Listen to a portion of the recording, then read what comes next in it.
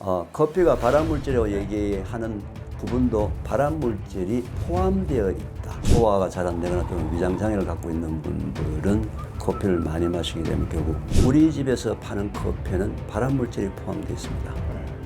근데 제가 그 암환우에게 발암물질이 있을 수 있는 커피를 먹으라고 자신 있게 얘기를 못 하겠다.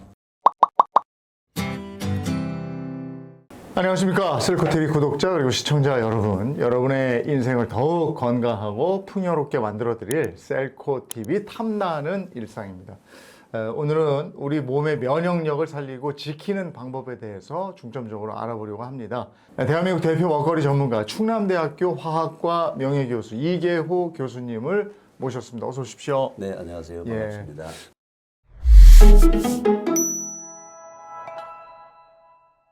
먼저 첫 번째, 건강과 관련된 먹을거리에 대한 얘기를 좀 시작해 보겠습니다.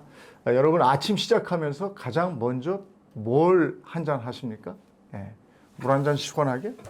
그리고 저는 요즘도 아침 방송하니까 아침 방송 끝나고 나면 스태프들하고 같이 커피집 갑니다. 그래서 커피 한 잔 하게 되는데 이계호 교수님 하면 또 이 커피에 대해서 제대로 연구하시고 또 진실을 들려주시는 걸로 유명하시죠.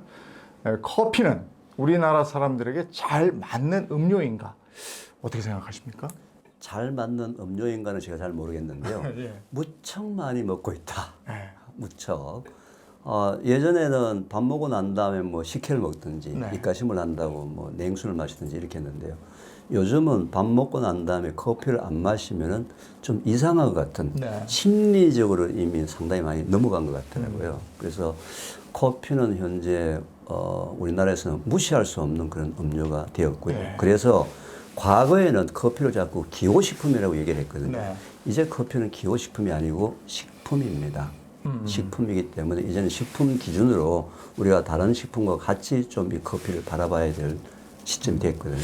커피는 식품, 기호식품 이렇게 얘기하는데 요즘에는 문화다 이렇게 얘기를 하는 그렇죠. 분들도 있습니다. 커피 산업의 규모가 엄청난 것 같더라고요, 우리나라. 어마어마하죠. 제가 본 뉴스에 의하면요. 2022년도에 우리나라의 생두 수입량이 1.6억 달러, 대략 한 우리나라 돈으로 따지면 거의 한 2조 가까이 되었죠. 대단하죠. 그죠? 우리나라에서 제일 유명한 커피 프랜차이즈가 작년에 1년에 2조 매출을 올렸거든요. 그러니까 뭐 대단한 거죠. 우리 라면 한 그릇 먹고도 그거 딱 들고 다니면서 그런 문화가 그냥 우리 몸에 배버렸는데 교수님께서는 커피에 대한 연구 오래 하셨는데 커피가 우리 몸에 미치는 영향은 어떤 것 같습니까?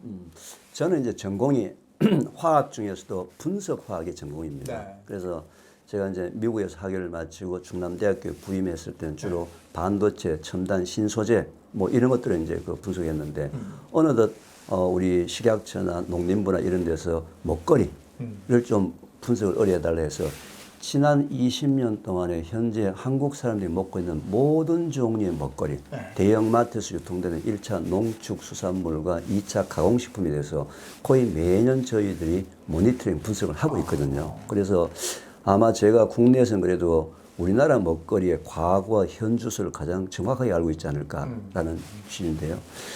이 커피에 대해서도 제가 상당히 뭐 그 정부의 의뢰를 받아가지고 커피를 3년간 분석을 해본 적이 있습니다. 그 데이터를 바탕으로 이제 제가 연구가 시작이 된 거죠. 그럼 먼저 커피에 대한 상반된 의견. 커피는 발암 물질이다. 또 다른 쪽에서는 커피는 간암을 예방한다. 뭐 이런 얘기가 있어요. 진실이 뭡니까? 진실은 저렇게 이제 질문하신 대로 흑백 논리로 얘기하게 되면 진실을 얘기할 수 없겠죠. 그죠? 그죠? 커피가 발암물질이라고 얘기하는 부분도 발암물질이 아니고 발암물질이 포함되어 있다.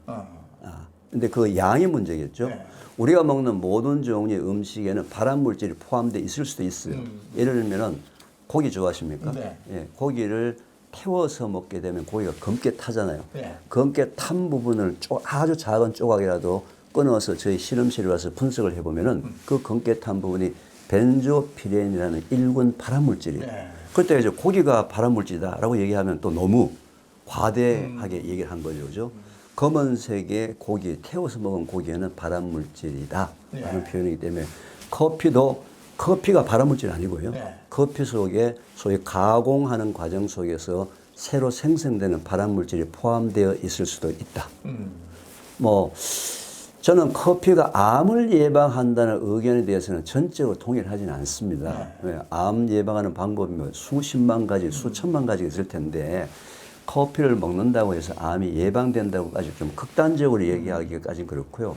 커피가 뭐 여러 가지 면에서 사람 몸에 조금 이익적인 분이 뭐 폴리페놀 성분이 있다든지 뭐 또는 플레보노이드가 있다든지 또는 특히 클로로제닉 애시드가 있다든지 해서 한때 여성들이 이제 그 다이어트 한다고 또 커피를 먹으면 또 다이어트 한다고 또 한번 했던 적이 있거든요. 그게 커피 속에 포함되어 있는 클로로제닉 산이라는 특정 성분 때문에 그런 거기 때문에 너무 이렇게 커피를 가지고 흑백 논리로 yes, no는 안 하시는 게 좋지 않을까.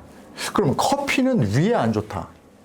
이렇게 얘기하는 분들은 많이 계세요. 그거는 이제 커피에서 주성분이 이제 상당히 많은 양이 카페인이잖아요. 카페인 부분들은 너무 많은 양이 들어오게 되면 위를 자극하거든요. 위 산을 자극하고 뭐 위가 정상적으로 활동되는 것보다는 더 얘가 민감하게 반응을 하기 때문에 뭐 소화가 잘 안 되거나 또는 위장 장애를 갖고 있는 분들은 커피를 많이 마시게 되면 결국 장의 정상적인 활동을 좀 방해를 할 수가 있겠죠. 그럼 커피에서 발암물질이 나온다. 이거는 뭐 우리가 들은 얘기는 어디 뭐 연구기관 같은 데서 얘기를 했으니까 우리한테도 들리는 거 아니겠습니까? 발암물질이 나온다고 규정한 국내 기관들이 있습니까? 아직까지 국내에서 이걸 공식적으로 발표를 한 적은 없어요. 제가 정부의 의뢰를 받아서 3년간 국내에서 생산되고 판매되고 있는 상업용 커피의 발암물질을 3년간 모니터링 분석을 한 예가 있습니다. 근데 이제 제가 그때는 조금 이슈가 되어야 될 부분이 있는데 왜 이슈가 안 될까 하는 좀 의아점이 있었는데 이게 이제 사건이 공개화가 된 거는 2018년 3월 30일이에요. 2018년 3월 30일 날 미국 캘리포니아 고등법원에서 고등법원 판사가요 커피에 대해서 판결을 내렸어요. 판사가 판결을 내린 겁니다. 연구하는 뭐 연구자가 교수가 연구 논문을 발표한 게 아니에요. 판사가 어떤 판결을 내렸냐면은 캘리포니아 주안에서 커피를 팔고 있는 스타벅스를 비롯한 모든 90개 프랜차이즈 모든 매장 안에는 담배와 같이 경고판을 붙여라. 경고판의 내용은 우리 집에서 파는 커피에는 발암물질이 포함되어 있습니다. 이게 판사가 판결을 내렸어요. 그렇게 돼서 전 세계적으로 이슈가 확대했죠. 그리고 지금 약 한 5년이 지났지 않습니까? 지금 5년이 지났는데 지금 이제 인터넷을 들어가서 검색해 보게 되면 커피 속에 발암물질이 있는 건 사실이다. 그런데 워낙 작게 포함되어 있기 때문에 먹어도 좋습니다.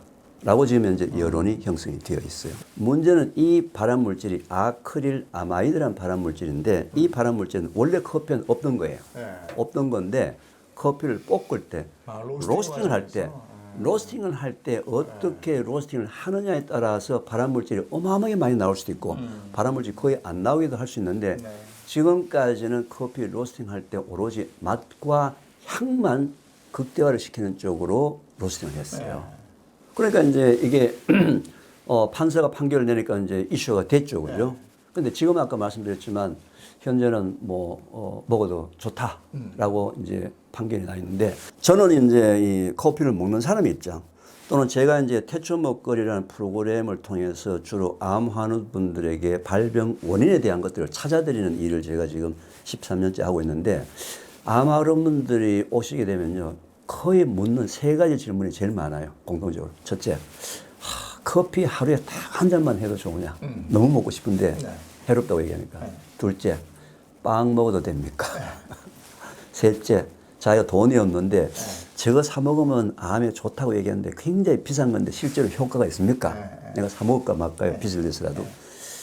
근데 제가 그 암 환우에게 발암물질이 있을 수 있는 커피를 먹으라고 자신 있게 얘기를 못 하겠더라고요. 그래서 이제 저는 궁금한 게 왜 커피 전문가들이 이 부분에 대해서 관심을 가지지 않을까? 왜 한번 시도를 안 해볼까? 혹시 그건 아세요? 참기름, 들기름에 발암물질이 있다는 얘기 들어보셨나요? 그것도 마찬가지로 볶으니까. 그렇죠. 왜 참기름이나 들기름이나 참깨나 들깨나 커피 생두나 다 씨앗이에요. 씨앗인데 보통 이제 우리 시골에서 할머니가 자기 밭에서 이제 참깨 농사를 지어가지고 이제 한 대박을 힘들게 농사 지어서 이제 5일장을 갖고 와서 기름집에 갖다 주잖아요. 그럼 기름집 주인은 의뢰껏 그거를 강하게 볶습니다. 강하게 볶아야지만 기름이 많이 나와요. 그리고 향이 진해요. 이 세상에 공짜가 없거든요. 반드시 거기에는 벤조피렌이라는 발암물질이 있기 때문에 전 세계적으로 모든 식용유는 엄격하게 규제를 갖고 있습니다. 그게 되면 폐기 처분하고 막 다 해버려요.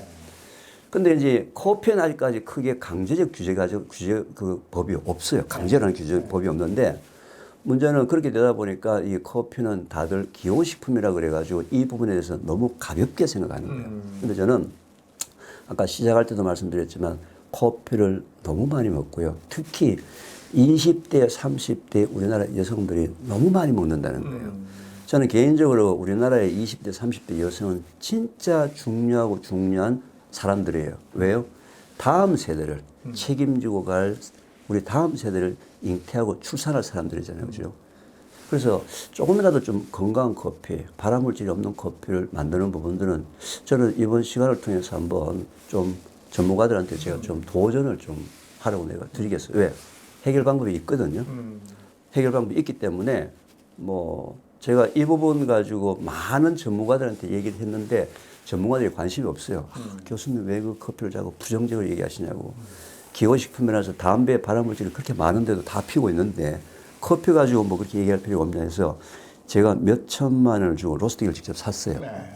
사가지고 저는 원래 커피를 잘 안 마셨는데 직접 제가 로스팅해서 한 3년 정도 제가 로스팅을 연구해서 해보니까 얼마든지 맛과 향에 양보하지 않는 범위 내에서 발암물질이 없는 건강한 커피를 만들 수가 있어요. 그 지점이 딱 있습니까? 예, 그 로스팅 소위 이제 프로파일이라고 얘기하는데요.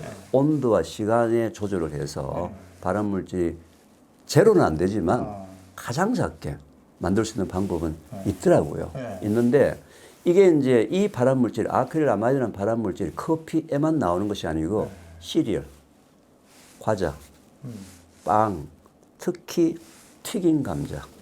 현재 우리나라의 30대의 주부가 자기 아이들을 위해서 가장 많이 사는 주방 가전 제품이 뭐죠?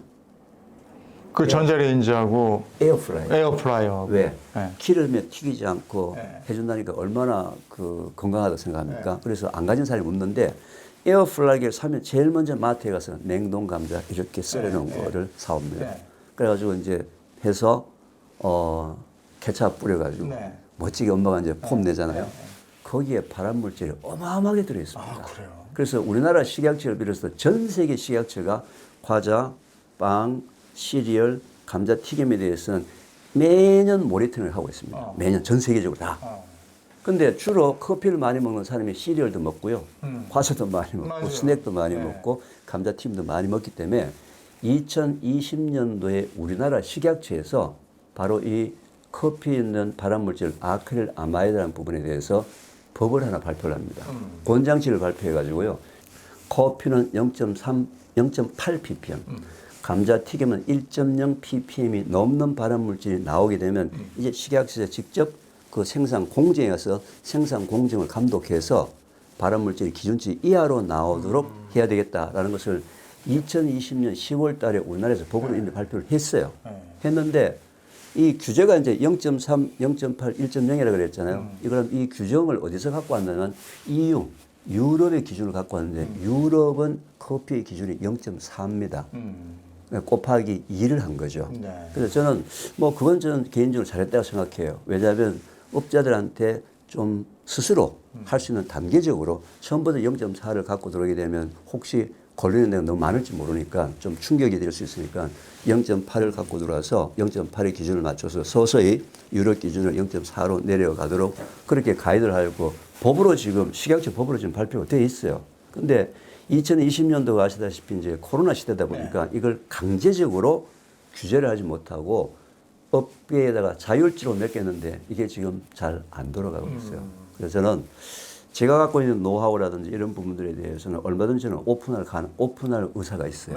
얼마든지 뭐 이걸 그냥 공개로 오픈할 의사가 있는데 이런 개념을 갖고 있는 우리 업자들이 아직까지 없는 것 같아요. 아직까지 없어서 차라리 요즘 이제 제가 좀 마음을 바꿔가지고요. 30대 젊은 창업하려고 하는 친구들 네.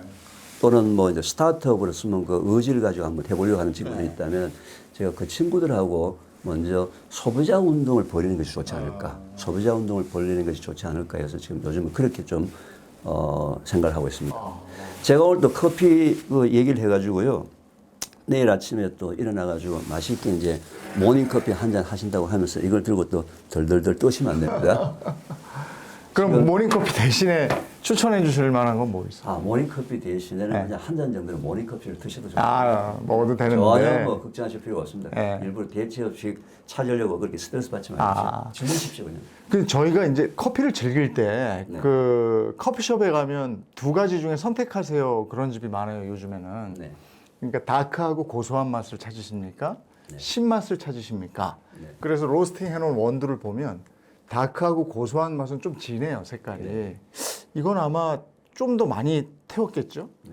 그리고 약간 신맛은 조금 덜 태운 것 같아요. 네. 뭐가 더 나은 거예요? 이제 제가 이 커피에 대한 연구를 하고 난 다음에 커피 전문가들도 잘못 알고 있는 부분이 뭐냐면은 아까 2018년도 이제 그 캘리포니아 고등법원에서 판사가 그런 이슈를 냈잖아요. 네. 그 이슈들이 강배전을 강하게 볶았을 때 나오는 발암 물질이라고 생각하시는 거예요. 네. 그래서 강하게 볶지 않고 우리는 약하게 볶아서 스페셜티 커피 원두를 가지고 뭐 산미도 있고 향도 있습니다라고 얘기하는데요. 강하게 볶으면은 벤조피렌이라는 발암 물질이 나오고요. 네. 약하게 볶으면 아크릴 아마이드라는 발암 물질이 나옵니다. 양쪽 극단이 그런 거예요. 네. 그래서 약하게 볶으면 아크릴 아마이드, 강하게 볶으면 그 벤조피렌이라는 발암 물질이 나오기 때문에 적절하게 뭔가가 중간 정도에서 이제 저는 해답을 찾는 것을 권유드리는 거거든요. 그래서 뭐 너무 양쪽 극단의 커피보다는 건강한 커피는 좀 중간의 커피를 저는 추천을 합니다. 자, 오늘 이계호 교수님하고 첫 번째 뭐 이렇게 아주 소중한 강의를 들은 듯한 느낌인데요. 커피에 대한 얘기를 나눠봤습니다.